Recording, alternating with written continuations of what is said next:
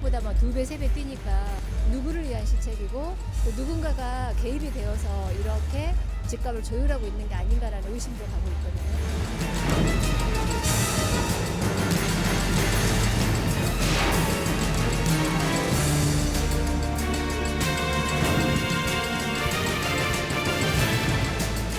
이거 전부 재건축들 추진하다가 이거 뭐 통째로 개발한다니까 주춤 저쪽 대교도 마찬가지고 여기도 마찬가지고 완전히 헷갈려가지고.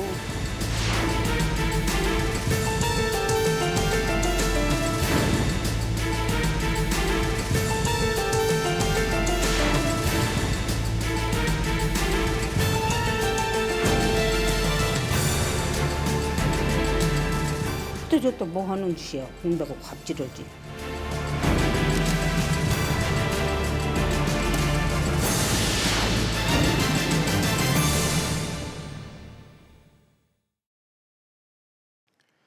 국토부 장관도 잠 못 들게 하는 미친 집값에 정부의 고민이 커지고 있습니다. 세금 폭탄이니 전방위 압박이니 굵직한 정책을 내놓고 있지만 제대로 먹히질 않기 때문입니다. 집값을 잡겠다고 혼한 정부를 믿고 내 집 마련을 미뤘던 사람들은 연일 뛰는 집값에 우울증마저 호소하고 있습니다. 오락가락 대응으로 집값 상승을 부채질하고 있는 부동산 정책의 민낯, 지금부터 짚어보겠습니다.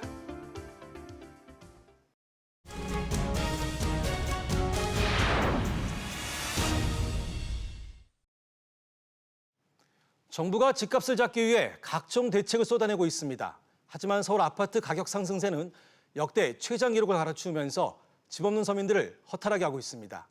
여기엔 오락가락, 엇박자 정책도 한몫을 하고 있다는 지적인데요. 무엇이 문제인지 알아보겠습니다. 자, 먼저 이광국 기자. 최근 국토교통부가 서울 주택가격 동향을 발표했는데 오름세가 역대 최장 기록을 세웠다면서요? 네, 한국감정원에 따르면 서울의 아파트값은 지난 2014년 8월 이후 4년 1개월, 그러니까 개월수로는 무려 49개월 동안 한 번도 쉬지 않고 올랐습니다. 예전 기록이 44개월인데 매달 이를 경신하고 있는 상황이고요.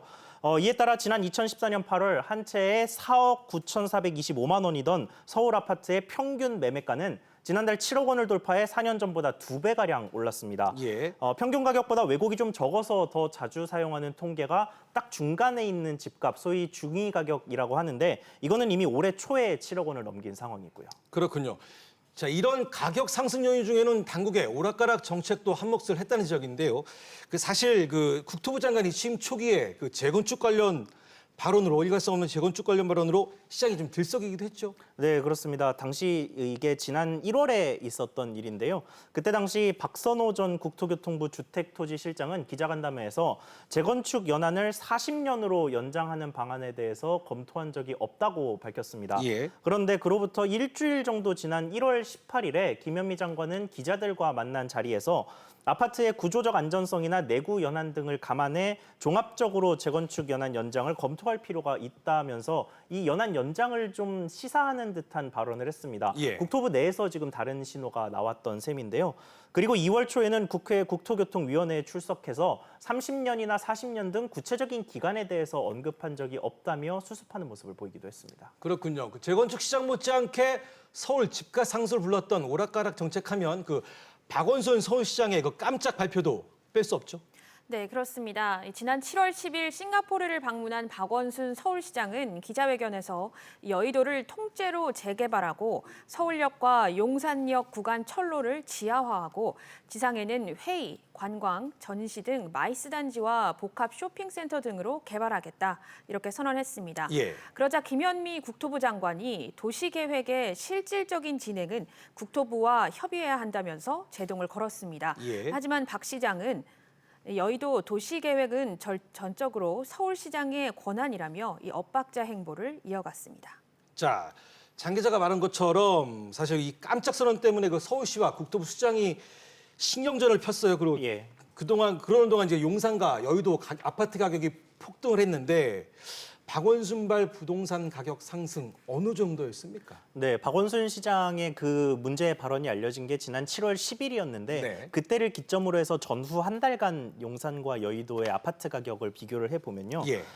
발언 이후 4주간 영등포는 1.04%, 용산은 1.03% 오르면서 전국 상위 상승률 2위와 3위를 나란히 차지했습니다. 발언 전 4주간을 보면 영등포 상승률은 0.69%, 용산은 0.52%로 확실히 발언 후보다는 다소 진정돼 있는 모습을 보이고 있었습니다. 예. 이 같은 상승세의 자극을 받아서 서울 집값이 전체적으로 상승폭을 키우기도 했거든요. 이 박원순 시장의 입에서 시작된 파장이 상당히 컸던 셈입니다. 자, 이 기자가 얘기한 대로 그 박원순 시장 입에서 시작된 파장만큼이나 그 집값 상승에 대한 비판도 적지 않은데요. 자, 장 기자, 구체적으로 이런 비판 왜 나오고 있는 겁니까? 네, 박원순 시장은 여의도와 용산뿐만 아니라 이 집값 상승이 심상치 않자 7주 만에 백기를 들었습니다. 네. 먼저 박원순 시장의 말을 들어보겠습니다. 여의도 용산 마스터플랜 발표와 추진은 현재 엄중한 부동산 시장 상황을 고려해서 주택 시장이 안정될 때까지 보류하겠습니다. 네, 박 시장은 이 개발 계획은 난개발을 막기 위한 것으로 부동산 가격만 올리는 기존의 재개발과는 다르다고 강조를 했는데요. 하지만 설익은 개발 계획 발표가 시장 혼란을 부채질했다, 이러는 평가가 나오고 있습니다. 설익은 정책을 발표한 게 문제고, 그리고 이렇게 큰 발표를 하면서 국토부하고 그 효과에 대해서 깊은 조율이 없었다고 하는 것들은 시장에 아주 이제 불안한 신호를 계속적으로 보내주는 원인이 될 것으로 보입니다. 하지만 부동산 시장이 안정될 때까지 보류한다고 했기 때문에 가격 상승에 대한 기대감은 여전한 것 같습니다. 이에 대한 전문가들 평가는 어떻습니까? 네, 지금 부동산 시장은 좀 심리에 따라서 움직이고 있다, 이런 식의 평가가 좀 많은데요. 예. 우선 개발 호재가 있는 지역은 어쨌든 호재가 살아있다는 소위 기대 심리가 남아있는 상황이고요. 예. 다른 쪽에서는 지금 정부에서 쉴 새 없이 규제가 쏟아져 나오고 있는 상황이기 때문에 지금이 아니면 좋은 입지에 있는 좋은 집을 점점 더 사기가 어려워질 것이다, 이런 식의 불안 심리도 자리를 하고 있습니다. 예. 이 때문에 박 시장이 개발 계획을 미뤘어도 가격 상승에 대한 기대감을 완전히 접기에는 조금 어렵지 않나, 이런 식의 전망이 많이 나오고 있습니다. 단순히 이거를 보류한다고 해서 주택 가격이 안정될 것이라는 거는 너무 안이한 판단인 것 같고요. 단순히 보류가 아니라 개발을 전면 취소하는 것이 지금의 서울 집값 자극을 좀 안정화시키는 데에는 좀 필요하다는 생각입니다.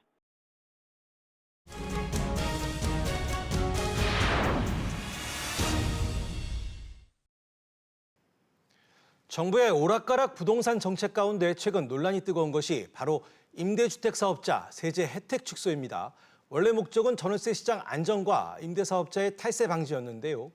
예상과는 달리 투기라는 부작용이 드러나면서 정부가 세제 혜택을 축소하겠다는 겁니다. 이를 두고 집값 안정을 위해 필요하다는 측과 축소하면 전월세 시장이 불안해질 것이라는 반론도 만만치 않습니다. 본격적인 얘기에 앞서 정부가 임대주택 사업자 세제 혜택 정책을 뒤집은 배경은 뭔지 화면으로 먼저 확인해 보겠습니다. 집을 여러 채 갖고 있는 사람들에게 임대 등록을 하라고 했는데 지금은 이 제도로 집을 사야겠다 생각하는 경향이 있다. 김현미 국토교통부 장관이 지목한 주택임대사업자 등록제도의 부작용입니다. 김 장관은 이어 세제 혜택이나 LTV, DTI도 혜택이 있으니까 집을 쉽게 사도록 한다며 처음 정책을 설계했을 때 의도와 다르게 나타나고 있다고 말했습니다. 원래 다주택자인 사람들에게 양도세 중과 시행에 따른 출구 전략을 마련해 주기 위해 대책을 만든 건데 오히려 1주택자에게 다주택자로 향하는 길을 열어주는 꼴이 됐다는 겁니다. 지난해 12월 발표된 정부 정책에 따르면 8년 이상 임대 등록을 하면 임대소득세와 양도소득세, 또 재산세 등을 최대 70% 넘게 감면받을 수 있습니다. 여기에 정부 규제에 상관없이 사업자 대출로 집값의 80%까지 대출받을 수 있고 가구당 대출 건수에도 제한이 없는 등 대출을 통한 자금 조달도 지나치게 편리하다는 지적이 나왔습니다. 이런 혜택을 통해서 임대주택 등록이 늘어나면서 시장에서 매물이 좀 부족해지고 호가가 급등하는 부작용이 있었다라는 지적들도. 국토부는 서울 등 일부 과열 지역에서 대출 규제 회피 수단으로 투자 목적의 새 집을 사들여 임대주택 등록을 하는 건 아닌지 검토하는 중이라고 밝혔습니다.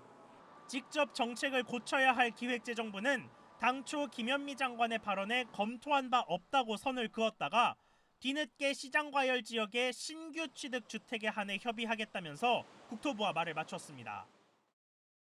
자, 보신 것처럼 임대주택 사업자 세제 혜택을 반대하는 측은 그 투기꾼에게 꽃길을 깔아준 것이기 때문에 축소해야 한다라고 지적하고 있는 거죠. 네, 그렇습니다. 이게 이준구 서울대학교 경제학부 교수가 개인 인터넷 사이트에 남긴 글의 내용인데요. 예.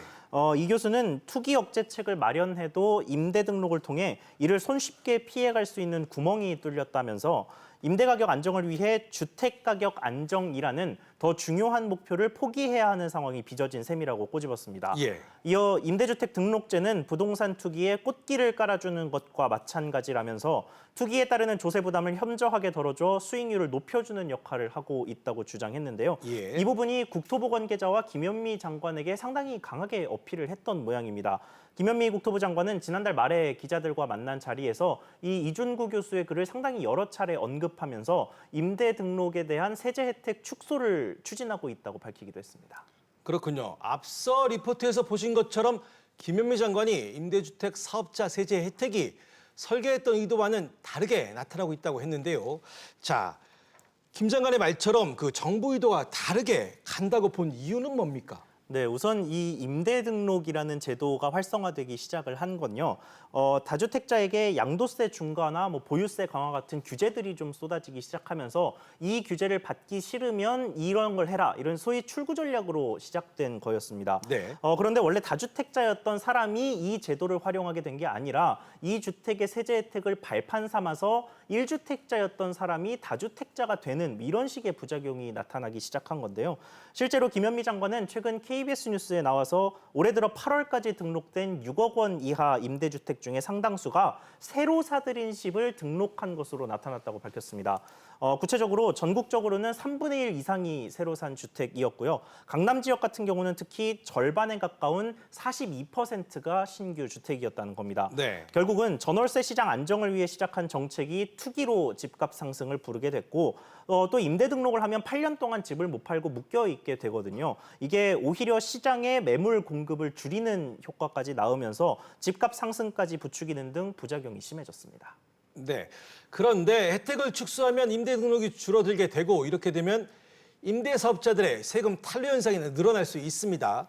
자, 이에 대한 정부의 대책은 뭡니까? 네, 정부는 주택 임대차 정보 시스템이라는 새로운 시스템을 통해서 이를 해결하겠다라고 밝혔는데요. 예. 이 주택 임대차 정보 시스템이라는 건 건축물 대장을 바탕으로 해서 실거래가와 전월세 확정 일자, 또 월세 세액 공제와 공시가격 등 아주 많은 데이터를 실시간으로 볼 수 있게끔 하는 시스템입니다.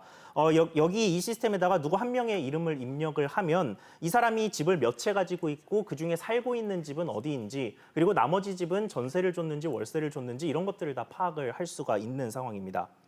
자, 그러니까 임대 등록을 안 해도 제대로 세금을 거둘 수 있도록 완벽한 감시망을 가실 수 있다, 그런 의미인가요? 네, 그렇습니다. 실제로 임대 등록을 안 하고 또 요새는 이 전입 신고를 안 받고 전세를 주거나 월세를 주는 경우도 있잖아요. 그런데 그렇죠. 그럼에도 불구하고 그 집의 에너지 사용량을 통해서 집에 세입자가 있는지 없는지도 파악할 수 있는 시스템입니다. 네. 정부는 조만간 이 시스템을 실제로 가동할 예정인데 이를 활용하면 내년부터 시행되는 2천만 원 이하 임대소득과세와 맞물려서 다주택자에게 세금을 부과하는 길이 열릴 것으로 정부는 기대하고 있습니다.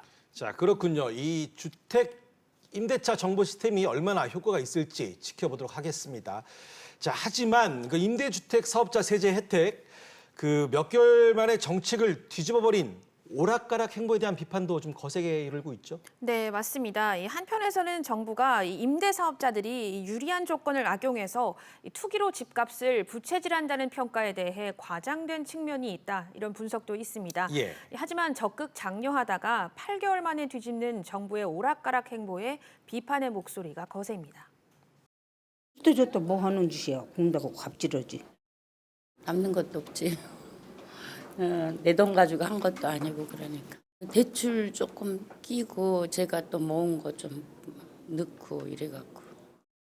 자, 그런데 이 임대주택 사업자 세제 혜택을 축소하면 전월세 시장이 다시 불안해질 것이다, 라는 이런 지적도 있습니다. 네, 그렇습니다. 이 임대차 등록제는 계약 기간을 8년 정도씩 장기로 묶어두고 전월세 가격도 매년 인상 상한선을 정해서 이 무주택 서민들에게 유리했는데요. 예. 하지만 혜택이 줄어들면 임대사업자들도 줄어드는 만큼 전월세 가격이 올라 집 없는 서민들의 주거비 부담이 커질 것이다. 이런 우려가 나오고 있습니다.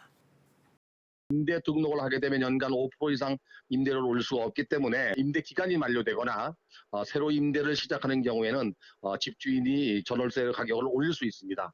그래서 전월세 시장이 불안해질 수 있고요. 자, 이처럼 임대주택 사업자 세제 혜택 축소를 둘러싸고 찬성과 반대 논란이 계속되고 있는데요. 자, 정부가 앞으로 어떤 식으로 세제 혜택을 줄일 것으로 좀 예상이 되고 있습니까? 네, 이 임대주택을 등록했을 때 사업자에게 주어지는 세제 혜택 중에 가장 큰 부분이 양도소득세 부분이거든요. 네.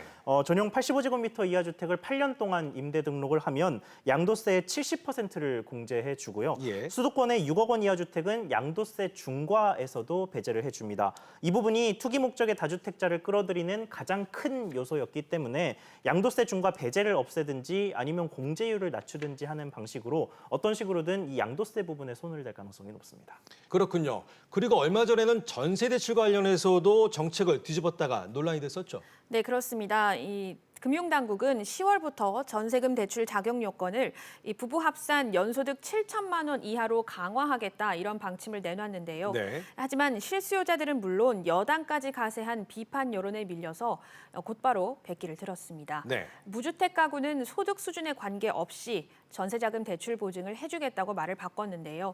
투기 바람을 잡겠다고 내놓은 대책에 집 없는 서민들만 휘둘림을 당한 셈입니다.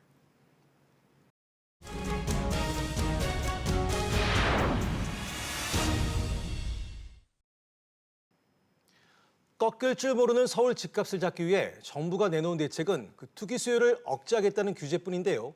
장기적인 공급 대책도 병행돼야 한다는 지적입니다. 그래서 정부도 다양한 대책을 준비하고 있는데요. 이 문제 짚어보겠습니다. 자, 이광호 기자. 네. 앞서도 얘기했지만 정부의 오락가락 부동산 정책 도대체 왜 그런 겁니까? 네, 이 문제의 시작은 정부가 아주 야심차게 내놨던 이 파리 대책이라는 이 역대 최고 강도급의 부동산 규제를 내놨는데도 불구하고 아파트 가격이 계속 오른 데에서 시작을 했습니다. 올해 초까지만 해도 대출 규제가 본격적으로 시행이 되면 수도꼭지를 잠그는 격이기 때문에 절대 집값이 오르지 않을 것이라는 관계부처의 공무원들의 믿음이 있었습니다. 취재를 네. 해보면 그런 얘기들을 많이 들을 수 있었는데 네. 그런데 서울의 월간 주택 가격은 지난해 파리 대책 이후 9월 들어 0.07% 오르면서 다소 주춤한 모습을 보였지만 이후 표에서 보시는 것처럼 계속해서 상승폭을 키우더니 급기야 올해 2월에는 1% 가깝게 상승하기까지 했습니다. 이때 시장이 규제를 비웃는다는 이야기까지 나올 정도로 상승세를 걷잡을 수가 없었습니다. 그렇군요. 그래서 일단 급한 불을 끄고 보자는 식의 땜질 대책을 내놨다는 거네요. 네, 그렇습니다. 그래서 파리 대책을 발표한 한 달 뒤인 지난해 9월쯤에는 파리 대책 후속 조치라는 이름의 대책을 내놓더니 네. 10월 말에는 가계부채 종합대책이라는 이름으로 사실상의 부동산 대책을 발표했습니다. 네. 그리고 또 한 달 뒤인 11월 말에 주거복지 로드맵을 발표하더니 12월에는 지금 문제가 되고 있는 임대주택 등록 활성화 방안을 내놓기에 이르렀습니다. 그리고 2월 들어서야 비로소 시장에 직격탄을 날린 재건축 안전기준 강화 대책이 등장을 했고요. 네. 이렇게 지난 1년간 시장 움직임에 이리저리 흔들리면서 그때 대응하는 방식으로 대책을 내놓다 보니까 오락가락하는 부분이 생길 수밖에 없었던 겁니다. 알겠습니다. 이런 가운데 최근 과열된 부동산 시장을 진정시키기 위한 정부의 대책을 보면 돈줄을 조이고 세금을 늘리는 동시에 공급을 확대하는 투트랙을 보여집니다. 자, 장 기자, 정부가 대출 규제에 나섰는데 어떻게 하겠다는 겁니까? 네, 금융당국은 부동산으로 몰리는 이 수요를 좀 조이기 위해서 이 총부채 원리금 상환 비율, 즉 DSR 규제를 단계적으로 강화할 방침입니다. 네. 먼저 오는 10월부터 위험 대출로 간주하는 고 DSR 비율을 일단 현재 100%에서 80%로 낮추는 방안이 유력한데요. 이후에도 집값이 잡히지 않으면 규제 비율을 더 낮춘다는 게 중장기적인 방향입니다. 예. 전문가들은 이런 강력한 규제가 집값을 잡을 수 있겠지만 그 영향이 단기간에 나타나지는 않을 것이라는 지적입니다. 규제는 역시 규제 아닌가요? 그렇다면 지금보다는 좀 더 집값을 잡는 데는 효용성이 있다고 보여집니다. 서울 부동산 시장으로 돈이 많이 유입되고 있는 상황이기 때문에 좀 단기적으로보다는 서서히 영향을 좀 받을 걸로. 그리고 종합부동산세도 너무 약하고 타이밍도 놓치다 보니 그 실효성이 떨어졌다는 지적이 많은데요. 자, 그래서 다시 종부세를 강화하겠다 이런 움직임이 일고 있는 거죠. 네, 그렇습니다. 뭐 정부가 굉장히 오랜 시간 동안 고민을 하면서 이제 종부세 개편안을 내놨는데 이게 세율이 많아야 0.5%포인트 정도가 오르는 셈이어서 뭐 집을 수십 채씩 갖고 있거나 아니면 뭐 수백억 원대의 초고가 주택을 보유한 사람이 아니라면 뭐 집을 팔아야 할 만큼 큰 부담이 생기지는 않았다는 거죠. 그래서 이해찬 더불어민주당 대표가 지난달 말에 고위당정청 회의에서 이 종부세를 다시 강화할 필요가 있다는 이야기를 꺼내 들었는데요. 정부가 공청회 등을 거쳐서 제시했던 강화안을 또다시 강화할 것이라는 이야기가 나오고 있습니다. 다만 그 공은 국회로 넘어가고 있는 모양새입니다. 정부가 또다시 개정안을 또 만들어서 국회에 다시 제출하는 게 아니라 일단 지금 제출받아서 국회에 제출된 상태의 개정안을 국회에서 조금 손보고 수정하고 강화해서 최종적으로 종부세를 강화하는 방식으로 이 주택세율을 높이게 될 것으로 보이는데요. 뭐 다주택자에게 추가 세율을 특히 높이거나 아니면 일정 가격 이상의 고가 주택의 경우 세율을 높이는 방안 등이 거론이 되고 있습니다. 아울러 공급을 통한 집값 안정과 집 없는 서민들의 주거 안전 대책도 추진되고 있는데요. 자, 이런 가운데 경기도에서는 8개 지역의 신규 택지를 추진하고 그다음에 서울은 유유지를 활용한 공공임대주택 공급 방안을 추진하고 있다면서요. 네, 그렇습니다. 정부가 이 공급 예정인 수도권 신규 택지 규모는 542만 제곱미터입니다. 물색 중인 후보지는 안산 2곳, 과천, 광명, 의정부, 시흥, 의왕, 성남 등 모두 8곳입니다. 공급 예정 물량은 안산 지역이 16,000여 채, 과천이 7,000채, 광명이 4,900여 채, 서울과 접근성이 좋은 의왕과 성남도 3,000채로 모두 39,000여 가구입니다. 한편 서울시는 집 없는 서민들 주거 안정을 위해 도심 유휴지를 활용한 공공임대주택을 공급할 예정인데요. 후보지로는 양재동 화물터미널 부지 등 유휴부지와 광운대역 등 철도 유휴부지 50곳이 물망에 오르고 있습니다. 서울에 주택에 대한 수요는 많지만 공급이 부족한 상황이기 때문에 일본처럼 용적률을 높여서 주택을 좀 많이 공급하는 제도 자체는 방향 자체는 옳다고 판단이 듭니다. 하지만 수요가 몰리는 곳에 집을 공급하는 것도 아니어서 얼마나 효과가 있을지는 모르겠습니다. 자, 그래서 이런 주택 공급 확대가 집값 안정에 역효과를 가져올 수 있다라는 이런 지적도 나오는 거죠. 네, 그렇습니다. 방금 말씀하셨던 것처럼 새로운 공급이 이루어져 봤자 그 새로 공급된 그 지역의 부동산 가격만 끌어올릴 뿐 문제의 서울 수요를 분산시키는 효과는 그다지 크지 않을 것이라는 분석도 있습니다. 직접 들어보시죠. 공급의 불균형이 존재하는 거지 전체 공급량이 적은 게 아니에요. 공급이 적절하게 배분되어지는 효과들을 만들어야 되는 거지 절대 다수의 숫자만 늘려서는 다주택자만 늘어납니다.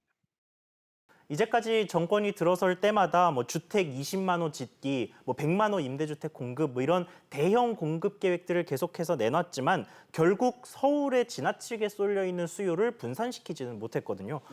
결국 이미 포화된 그 서울 땅에서 수요를 줄이든 아니면 그곳의 공급을 늘리든 뭐 이런 식의 대책을 취해야 하는데 신규 택지를 조성하는 방안은 그간 별다른 성과를 내지 못했다는 지적이 많습니다.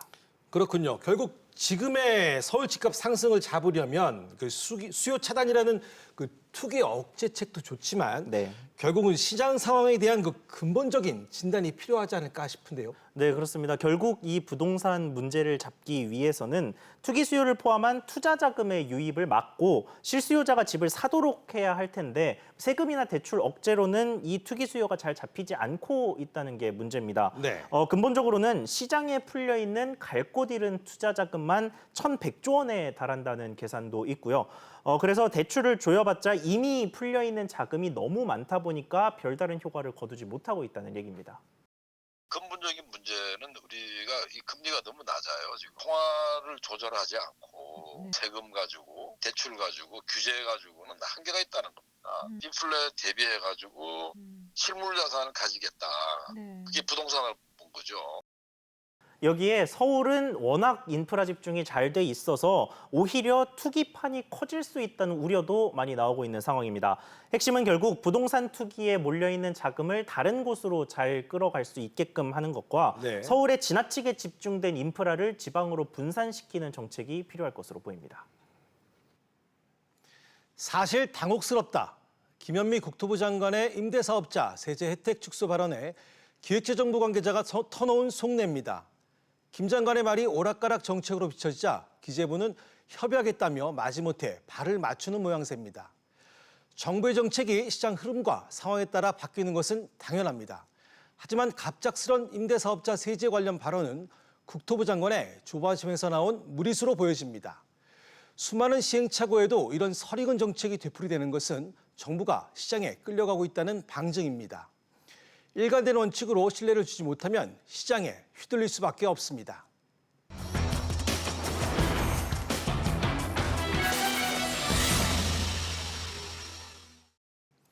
오늘 취재 파일 순서 여기까지입니다. 시청해 주셔서 고맙습니다.